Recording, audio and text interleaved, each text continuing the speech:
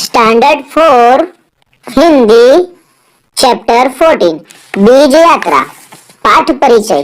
कहते हैं इस पृथ्वी पर कुछ भी नष्ट नहीं होता, बस रूप बदलता है।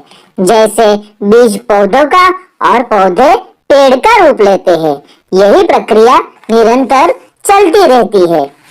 यहाँ पर प्रिय रैना ने एक पत्र लिखा है। हम पत्र पढ़ते हैं।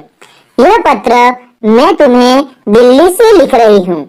मैं तुम्हें पेड़ पौधों से जुड़ी एक बेहद रोचक जानकारी देना चाहती हूँ। मैं जानती हूँ तुम्हें भी पेड़ पौधों से कितना लगाव है। दिल्ली शहर से लगभग 70 किलोमीटर दूर एक पक्षी अभयारण्य है, सुल्तानपुर। हम कुछ दिनों पहले पिकनिक मनाने वहाँ गए थे। हरी हरी घास के मैदान, बीच बीच में पेड़ों के झुरमुट, पेड़ों के झुरमुट, उनके पत्तों से झांकती सर्दियों की धूप और ठंडी हवा। बहुत ही सुंदर स्थान है। मैंने और रोहन ने वहां पहुंचते ही खेलना शुरू कर दिया। हम खेल रहे थे कि तभी हवा का एक तेज झोंका आया। पास के पेड़ों के झुरमुट में सेमल का पेड़ था। सेमल के फलों से निकले रुई के गोले हवा में उड़ते हुए सारे वातावरण में छा गए। दूर दूर तक बिखरे हुए कई रुई के गोलों को देखकर लग रहा था जैसे बर्फ पड़ी हो। हम उन्हें पकड़ने के लिए उनके पीछे भागे। हमने कई गोले जमा कर लिए। तुम्हें तो पता ही है कि मैं स्वभाव से ही जिज्ञासु हूँ। मुझे नई नई बातें जानने का कौतूहल सदैव बना रहता है। रुई के गोले लेकर पिताजी के पास पहुंच गई। पिताजी ने एक गोले को हाथ में लिया और उसकी रुई निकाली। अंदर एक छोटा सा काला बीज था। वे हमें सेमल के पेड़ के नीचे ले गए। उन्होंने हमें बताया कि ये रुई के गोले नहीं है, बीज है। रोहन ने पूछा कि ये बीज है तो क्या ये बीज है तो उड़ क्यों रहे हैं?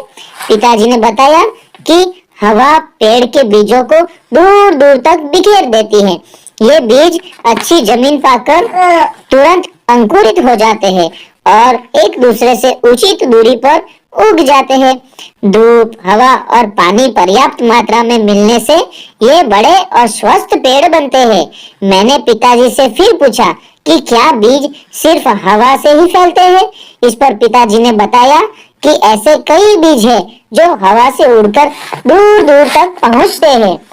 वहीं कुछ बीजों को फैलाने में हम मनुष्य भी सहयोग देते हैं। हमने संतरे खाए और बीज फेंक दिए। अब सोचो संतरे कहाँ से आए हैं? यहाँ तो कोई पेड़ नहीं है। मीलों दूर कोई बगीचा होगा, वहां से तोड़े गए, फिर बाजार में आए, फिर हमने खाए और वहां फेंक दिए। हम आम खाते हैं और गुठली फेंक देते हैं। अगर इन बीजों को अच्छी जमीन और मौसम मिले तो यहाँ इनके पौधे उग जाएंगे, तो कुछ ही दिनों में पेड़ बनकर फल देने लगेंगे। पिताजी ने हमें बताया कि बीज पानी में बहकर भी दूर दूर तक पहुंच जाते हैं और कुछ पेड़ अपने बीज स्वयं बिखेरते हैं। उनके फल सूखने पर जोर से फटते हैं और बीज बिखर जाते हैं।